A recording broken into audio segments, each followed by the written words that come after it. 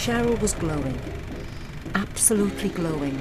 She was always highly competitive, always the joker, tomboy. There was a devilment, a mischievousness. Everyone's description was similar. This person who giggles, was loud, smiley, joking, compassionate to a fault, really. Would cry over a dead pigeon or a dead frog. I think Cheryl was of the personality that you really had to let her do what she wanted, because she would eventually. I mean, if she'd set her mind on something, there was no way you could turn her. She looked wonderful. She'd really blossomed. She'd a good future, you know? I mean, she was just a joy. You know, I can't...